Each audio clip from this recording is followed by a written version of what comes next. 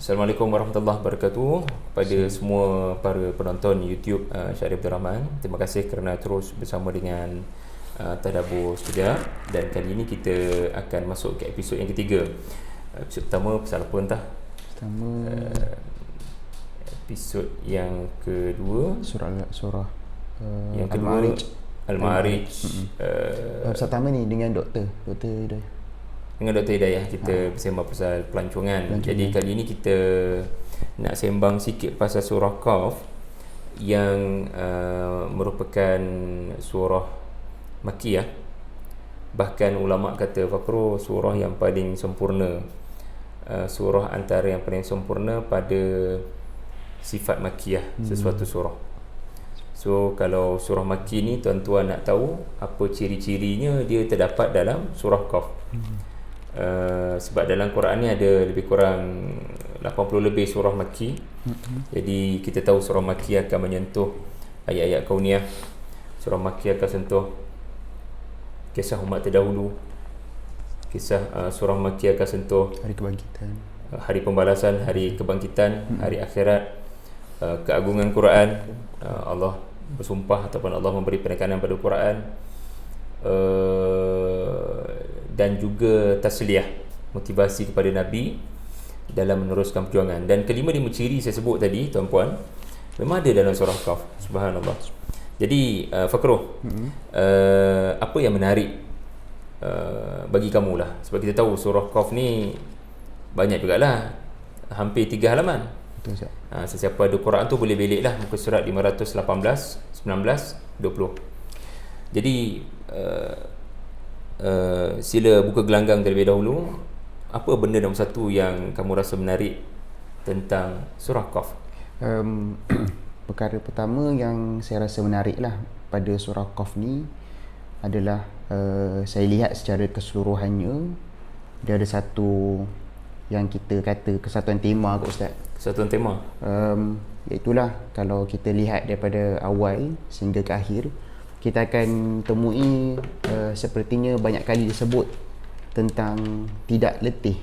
Ada satu keadaan tidak letih lah. Sebagai contoh pada ayat 15 kita akan dapati keadaan digambarkan Allah tidak menghadapi kesusahan ataupun keletihan untuk menciptakan manusia. Dan kemudian digambarkan malaikat yang mencatat Raqib dan Atid. Kalaulah mereka ini letih, pasti mereka akan terleka ketika mencatat. Betul.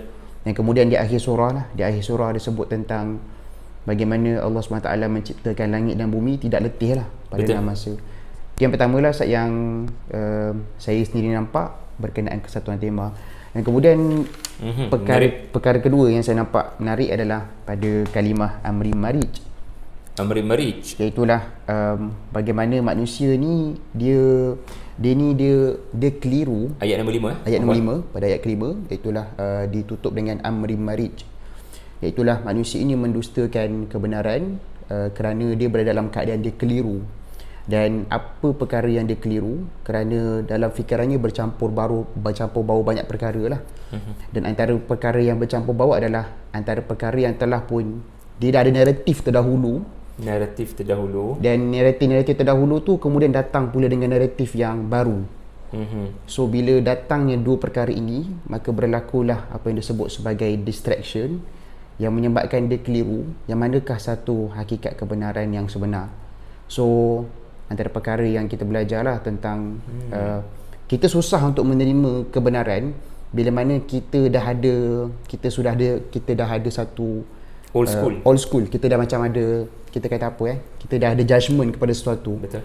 So Allah SWT dalam antara perkara yang saya kira menarik dalam surah ni adalah Quran mengajar kita supaya kita tidak ada keadaan kita susah untuk menerima apa yang Quran sampaikan.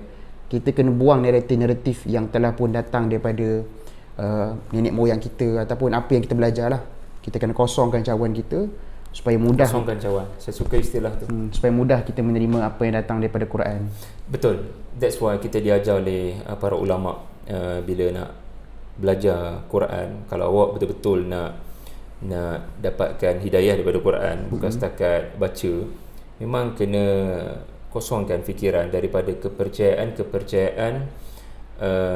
yang pernah kita faham. Bukan maksud kepercayaan tu kepada Allah, kepada ghaib. Itu kena kekal dan mesti bertambah. Maksud kepercayaan kat sini adalah ideologi. Idealisme. Sebab kita ada kumpulan tertentu yang mungkin bersifat kenegerian, kumpulan tertentu yang bersifat bisnes, mazhab, parti politik dan seumpama dengannya. So, kadang kita kena keluar daripada kumpulan saya betul, kumpulan orang lain kurang betul.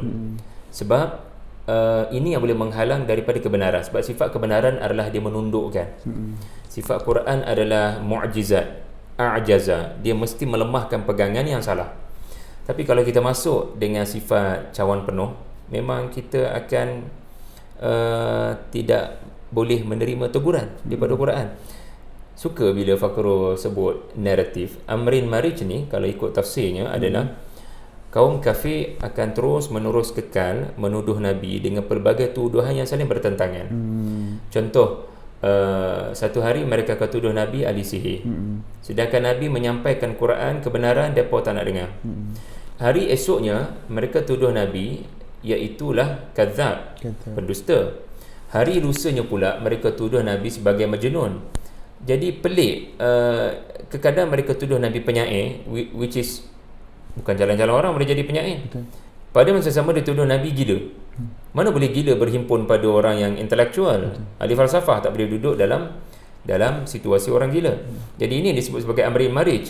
Pendapat sesama mereka pun bercanggah, bercampur aduk antara satu sama lain. But the point is there, Fakrul sebut tadi jelas, iaitulah mereka kekal dengan old school. Mereka tidak mempedulikan apa yang Nabi kata, sebab mereka sudah ada kepercayaan yang Muhammad ni hanya buka mulut untuk menipu. Na'udzubillah. That's why menarik, dia membawa kita kepada situasi yang menarik, Fakrul. Pertama, surah ni mula dengan satu huruf. Betul. Yang kedua, surah ni lepas Al-Hujurat. Okey. Kenapa surah ni mula dengan huruf Qaf? Wallahu alam. Hanya Allah saja yang tahu apakah takwil kepada Qaf. Tetapi apa yang pasti, seorang kanak-kanak apabila nak belajar membaca, apatah lagi nak memperoleh ilmu, dia tak akan boleh untuk memperoleh ilmu daripada mana-mana karya ataupun buku, melainkan dia kena bermula dengan proses menyebut sesuatu huruf dengan betul. Kita semua umur 4-5 tahun belajar membaca A, B, C, D, dan dalam bahasa Arab adalah huruf seperti alif, bata dan sekarang qaf. Artinya apa? Di hadapan ilmu Al-Quran, di hadapan kebenaran, di hadapan Al-Haq, di hadapan Rasul, awak kena jadi macam budak-budak. Saya tak tahu banyak benda, saya nak kena belajar, it's okay. Ya, untuk belajar, walaupun ia adalah proses merangkak, iaitulah boleh sebut dengan betul huruf Qaf.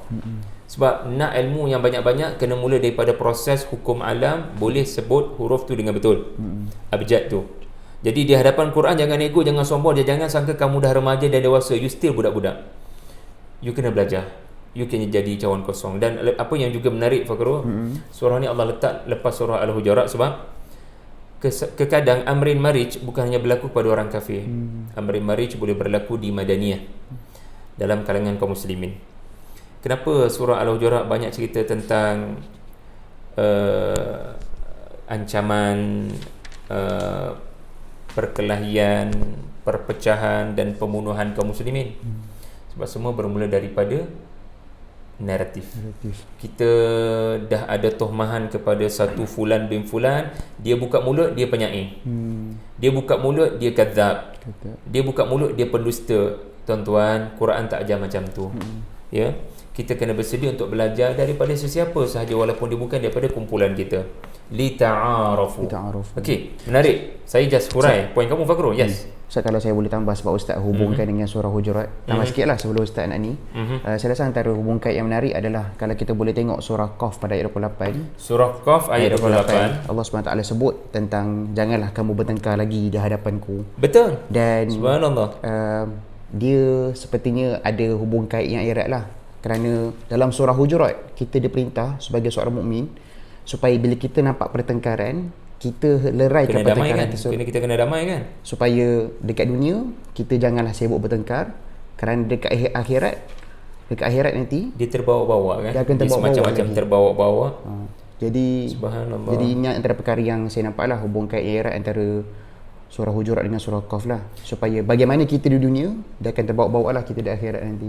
Kalau saya boleh tambah sikit, sebab Fakrul ada sebut tadi mengenai saya pun belajar beragama, sebab saya tak terlintas apa benda ni, dan dia kelebihan orang yang hafal Quran lah, sebab dia tahu daripada awal hingga ke hujung, dia boleh ingat apa kalimah-kalimah yang muncul daripada awal hingga ke hujung. Bila Fakrul sebut antara benda kita akan kenal pasti daripada surah ni adalah tema keletihan. Allah tidak letih, bahkan Allah cipta letih, supaya kamu kenal siapa tu Tuhan. Tuhan ni adalah dia tidak mengantuk, tidak tidur, kerana dia tidak bermula daripada letih.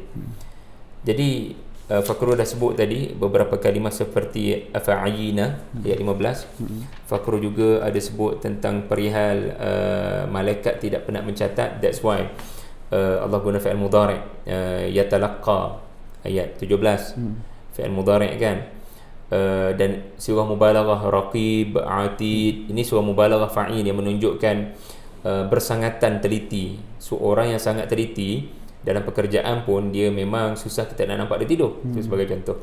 Fakrul juga telah hurai tentang al-lughub ayat 28, ayat 38. Satu lagi yang mungkin kita boleh tambah, ini adalah surah yang sangat detail tentang sakaratul maut.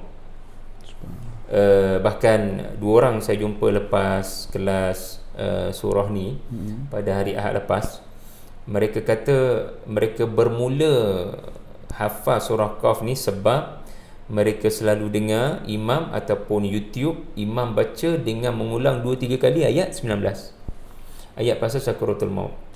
Boleh dikatakan ini ayat yang kebiasaannya imam-imam baca akan menangis sebab takut dengan persiapan kita nak menghadapi kematian. Mati adalah detik paling penat. Mati adalah detik seseorang itu paling letih yang tidak pernah dia rasai keletihan itu sebelum ni. Itu dia. Jadi satu lagi di dalam ayat 34 dan 35. Ayat 34-35 ni dua ayat menunjukkan ahli syurga takkan didekati kepenatan dan keletihan. Sekali lagi tema letih. Sebab masuk-masuk saja syurga Allah kata awak akan kekal. Okey. Kekal bagi setengah orang adalah bosan. Takkan saya nak stay kat sini. Tetapi Allah sebut lahum ma yasha'un. Awak boleh minta apa saja. So kat situ kebosanan dapat diatasi. So bila awak boleh minta apa saja, maknanya awak takkan ada kepenatan dan keletihan, sebab always akan datang sesuatu yang menghiburkan, yang menyeronokkan. Takkan masuk program kita tidur. Takkan kita seronok dapat birthday party, kek ke apa kita rasa nak tidur. Pastinya tidak. Subhanallah, cantik kombinasi ayat-ayat 34-35. Satu lagi Fakrul yang saya belajar daripada Al-Allamah Sa'id Hawa rahimahullah, penulis Al-Asas fi Tafsir. Beliau menyebut Nabi, ada hadis Nabi membahagikan Quran kepada 4 juzuk. 30 juzuk ni dilakukan oleh para ulama. Tetapi Nabi sendiri membagikan Quran kepada 4 juzuk. Juzuk Sab'at Tiwal, 7 surah panjang. Juzuk Al-Mi'in ayat 100 ke atas. Juzuk Al-Mathani bawah 100, dan juzuk Mufassal. Kata Nabi, As-Sab'at Tiwal daripada Al-Baqarah sampai Al-Maidah kot, saya pun tak ingat, ataupun At-Taubah, adalah apa yang ada dalam kitab Taurat. Manakala Al-Mi'in yang 100 ayat ke atas tu tapi still bawah 200 adalah terdapat dalam kitab Zabur. Wallahu a'lam. Yang ketiga Al-Mathani, surah yang berpasang-pasangan. Itu terdapat dalam Injil. Ia mengambil kedudukan Injil. Tetapi apa yang tak ada dalam Taurat, Zabur dan Injil adalah mufassal. Maka dikatakan oleh kebanyakan para ulama, mufassal bermula daripada surah Qaf. Iaitulah mufassal, artinya banyak faslah. Faslah ni banyak berhenti sebab pendek. Sebab tu anda akan perasan Quran makin lama makin pendek surah-surah dia. Dan pelik, dia bermula dengan surah yang panjang-panjang after Fatihah.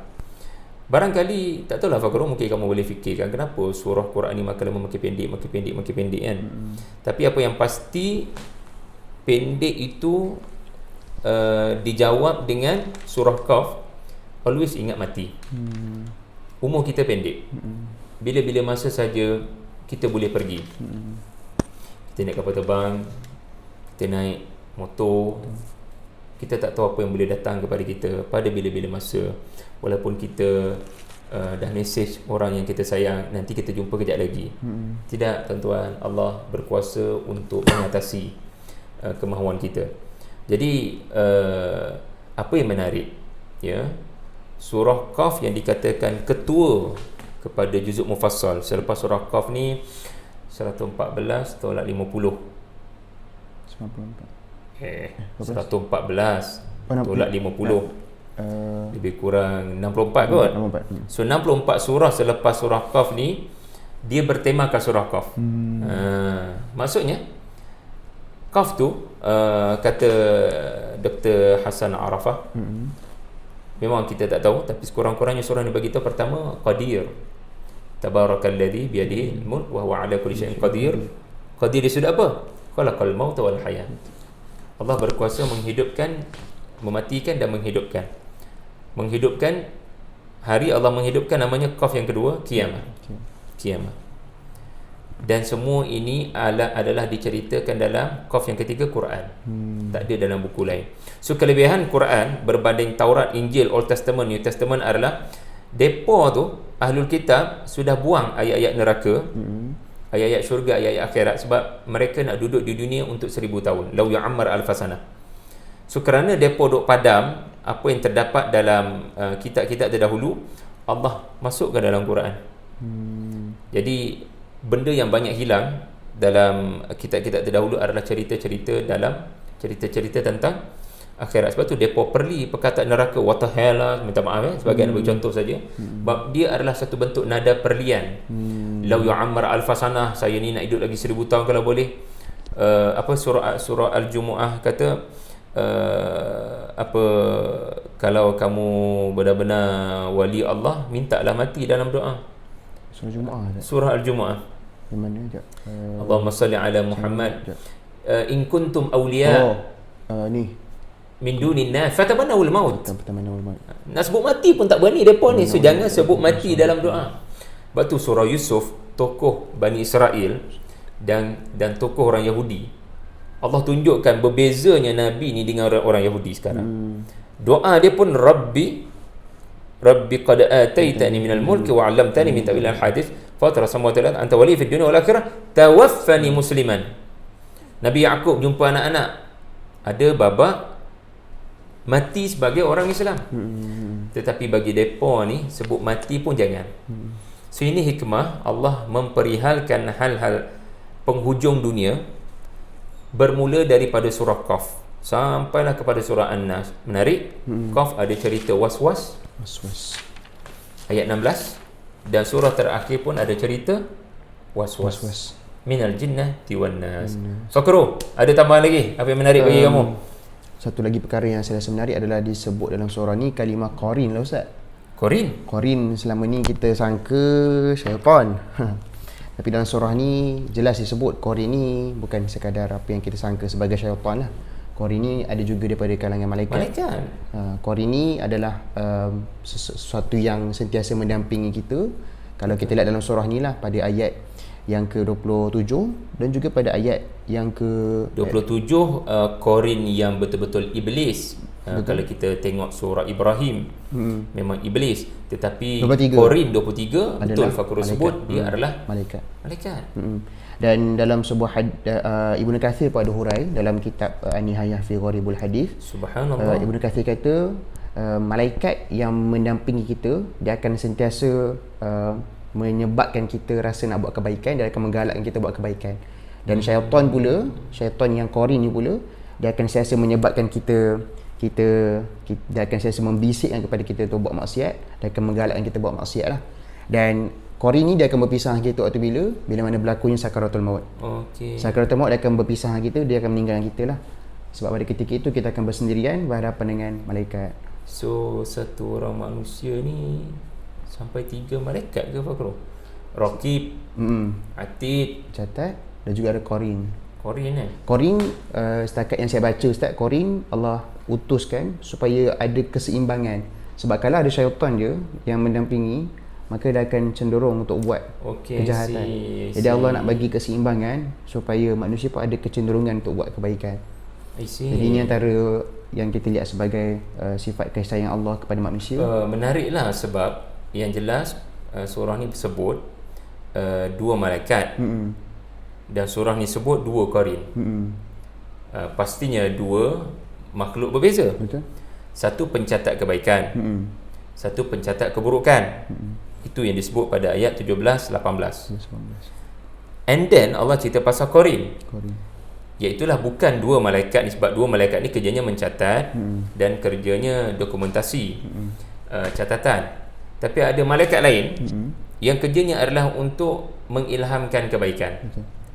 Ketika satu lagi pihak qarin mengilhamkan kejahatan. Subhanallah. So saya pun baru belajar dua internal always ada dengan kita. Dua lagi external. Subhanallah. Kalau saya boleh ataupun Fakrul boleh hurai sikit tak? Malaikat belah kanan Raqib, malaikat belah kiri Atid. Itu yang difahami oleh kebanyakan masyarakat Muslim kita. Atau ada kefahaman yang baru, Fakrul? Kefahaman tentang Raqib, Atid. Raqib dengan Atid. Pernah dengar tak? Raqib dan Atid adalah sifat, bukan nama. Pernah dengar? Saya rasa tak pernah dengar. Sebenarnya yang kita biasa dengar lah Ustaz. Orang memahami Raqib Atid ni malaikat baik, malaikat ni lah. Betul. Yang kita biasa dengar. So, yang baru ceritakan? Tapi yang saya boleh rasa, cerita tak? Mungkin Ustaz boleh cerita baik lah kot. Okey. Ini disebut oleh Ustaz Zulkhairi dalam buku beliau yang bertajuk Bidadarikah atau Perempuan Kita yang Lebih Mulia, Isteri Kita. Tetapi saya juga mendapati ia telah dihurai oleh ramai sarjana. Ustaz Zul permudahkan saja. Raqib dan Atid adalah sifat malaikat yang mencatat, bukan nama. So malaikat yang mencatat baik, dia catat dengan Raqib, dia catat dengan Atid. Malaikat yang mencatat buruk, dia catat dengan Raqib, dia catat dengan Atid, dia catat dengan Atid. Okey, apa maksud Raqib? Raqib ini adalah fasa di dunia. Atid nanti. Sebab Atid anda akan jumpa juga sekali lagi pada ayat 23. Seolah-olah wallahu alam Fakrul, mungkin malaikat yang sama. Malaikat yang sama duk catat baik buruk. Nanti bila bangun daripada lubang kubur, jumpa lagi. Awak nak lari di mana? Awak jumpa saya balik. Saya yang duduk bersama dengan awak selama ni.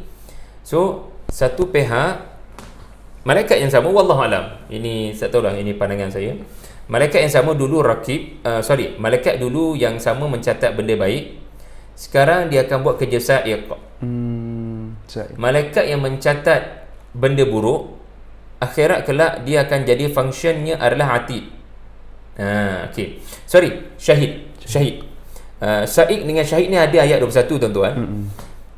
Sa'iq ni adalah malaikat yang akan heret ke mahkamah, ke mahsyar. Saya tak nak kena heret juga.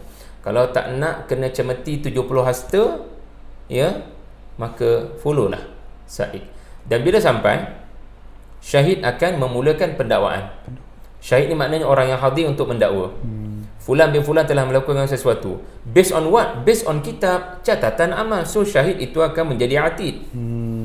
So Raqib adalah sifat teliti mencatat. Atid adalah hadir semula untuk pendakwaan kes. Atid ni inna a'tadna, menyediakan. Inna wa a'adda lahum, menyediakan. Jadi itu yang menarik tentang Raqibun Atidun. Fakrul, apa lagi yang menarik? So dia bukan macam kita faham Raqib mencatat baik, Atid mencatat buruk lah. Dia sebenarnya melakukan bersama-sama lah sebenarnya Ustaz. Kita belajar benda baru lah hari ni. Tadi bila Ustaz sebut tentang maksudnya dia tak boleh lari, maksudnya adalah kita akan jumpa balik. Saya teringat pada ayat 36 Ustaz, yang mana 36 Allah SWT sebut tentang berapa ramai manusia yang dia rasa dia gagah, dia boleh pergi ke mana-mana, tapi pada akhirnya dengan kekuatan yang dia ada, dia tak boleh nak tembus lah bila hadapi hari pembalasan. Kan bila hadapi hari bertemu Tuhan, dia tak boleh nak lari ke mana-mana dah. Dia akan berjumpa juga. Dia akan jumpa balik. Hal min mahis, seolah-olah dua malaikat ini yang pernah kita temui dulu, cuma awak tak nampak. Sekarang dia tanya, hal min mahis, awak nak lari mana? Awak akan jumpa saya juga. Begitulah, subhanallah. Okey, kita ada lebih kurang lagi 6 minit. Kita cuba jadikan tadabbur sekejap ni menepati masa 30 minit. Satu lagi Fakro, Nabi kata, bukan Nabi katalah, para sahabat menyatakan Nabi always baca surah ni pada hari raya sebagai khutbah. Nabi juga sering baca surah ni masa khutbah Jumaat. Ini yang menarik. Seorang wanita yang bernama Ummu Hisham binti Harithah, dia boleh hafal surah Qaf sebab always dia nampak Nabi bagi khutbah Jumaat hanya baca surah ni yang kalau dalam YouTube tu lebih kurang 8 minit hingga ke 10 minit kalau Misyari. Pertama kita belajar khutbah pendek je. Yang kedua khutbah ayat Quran je. Tapi tengoklah audience kan. Nabi dengan para sahabat lainlah ceritanya. Tapi poin saya, muslimat pun datang dengar. Dan saya tak ada bayang macam mana duduk kat belah mana, sebab mesti muslimin sahaja. Dan zaman tu bukan ada zaman mikrofon. Betul. Kan? Tapi dia yang, kalau dia boleh hafal surah Qaf, that's mean majority para sahabat lelaki khususnya boleh hafal surah ni. Tapi apa yang saya tertarik, Nabi khutbah dengan Al-Quran je. That's mean Nabi berjaya tunjukkan kepada para sahabat dan Ummu Hisham, ya baginda bukan membaca, baginda berpidato dengan ayat Quran. Waja'at sakratul maut bil haqq dhalika ma kunta minhu tahid wa nufikha fis sur. Maksudnya Fakro, kalau kita nak rasa ucapan public speaking yang paling berkesan, bagi audiens kita baca terjemahan dulu ayat-ayat ni dan kita pula hafal dan kita pidato, dia akan bagi kesan yang memang luar biasa. Kalau pemidato menghafal surah ni dan audiens dah faham terjemahan surah ni, dia punya faktor impak Quran akan jadi besar. Satu lagi, kenapa banyak dalam khutbah Aidul Fitri dan Aidul Adha, menarik. Ar-Razi subhanallah, beliau menyebut sesuatu yang menarik. Ar-Razi rahimahullah berkata, kalau nak tahu kenapa Nabi asyik baca surah ni pada hari raya Aidul Fitri, Aidul Adha dan Al-Majami' Al-Kabirah, pertemuan gathering besar-besar. Pertama, tengok kalimah khuruj ayat 11 dan khuruj pada ayat 42. Ia bermaksud hari di mana semua orang akan keluar. So kita sebenarnya dilatih masa hari raya untuk keluar beramai-ramai, lelaki dan perempuan. Sebab kalau Jumaat lelaki saja, tetapi keluar beramai-ramai lelaki dan perempuan, itulah hari raya. Berkumpul di satu tempat, namanya bukan pada masyar tapi namanya surau dan masjid. Subhanallah, very genius. Nabi sangat bijak memilih konten yang betul di waktu yang betul dan tempat yang betul. Inilah hikmah. Kiranya macam apa yang sepertinya Nabi sedang mendidik supaya kita kumpul dekat masjid untuk banyak bermuhasabah, menambahkan iman lah Ustaz kan, untuk menghadapi hari pembalasan. Betul. Subhanallah. Itu pun yang menyebabkan barangkali lah Aid. Aid ni dalam Quran juga ia bermaksud kembali kepada tubuh yang asal, kembali kepada keadaan yang asal, kembali pada fitrah. Inilah tubuh awak yang baru. Itulah hari kembali. Apa yang disebut sebagai Yaumul Mi'ad, hari perjanjian untuk kembali. Alhamdulillah, saya rasa kita ada lagi baki masa 1 minit. Apa lagi yang menarik Fakro tentang surah Qaf ini? Saya rasa antara perkara yang menarik mungkin Ustaz pada ayat yang ke-31 Ustaz. 31? Itulah wa uzlifatil jannatu lil muttaqina ghayra ba'id.